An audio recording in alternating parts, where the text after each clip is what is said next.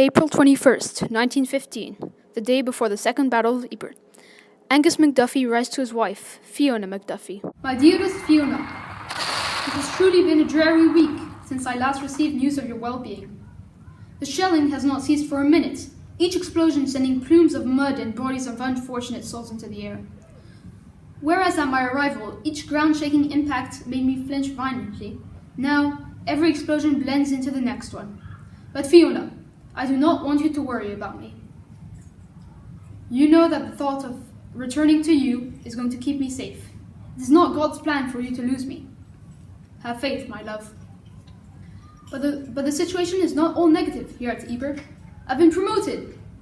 Due to frequent death in the upper ranks and lack of educated candidates, I went to Royal Victoria Military School in Glasgow after all, I have been promoted to Lieutenant Colonel of the 12th Infantry Regiment.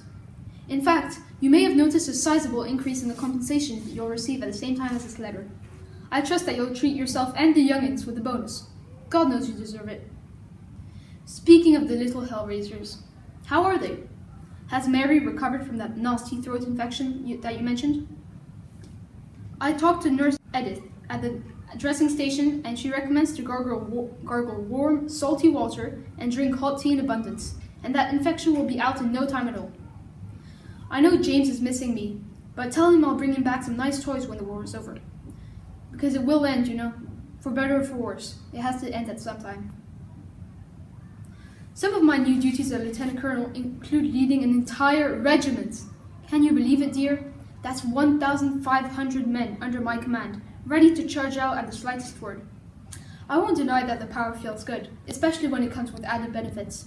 For example, I now have access to the officers' mess hall, a place where I can feel at ease after a long day of planning and drilling the troops. I also get access to larger and better portions at dinner and lunch. I'm very grateful for this, because here in the trenches, food becomes scarce when the supply lines are cut, and rats sometimes does get on the menu. I'm sure you've heard of the affliction known as trench foot. The newspapers have been talking about it in a rather exaggerated manner as of recently. It's particularly nasty if you get it, as it rots the flesh on your foot, and it's easy to catch as it is transmitted in the muddy trench water. However, I don't want you to worry, as I'm taking every precaution I can to avoid this terrible affliction. But there is something that has been weighing me down recently. I've even lost many hours of sleep over this moral quagmire, and it's starting to show itself in the forms of dark bags under my eyes. So I need someone to confide into. So here it is. I can't bear it. I can't bear the thought of all these young souls I've been sending into battle, into no man's land, armed with nothing but a rudimentary rifle and outdated helmets, into what can be considered certain death. Do you recall young Private Carter I mentioned in my last missive? He had a fiancée before he got enrolled.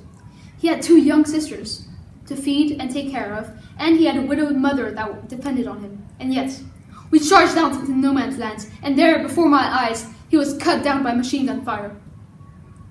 I've learned many things here, Fiona. I've learned that the war does not discriminate.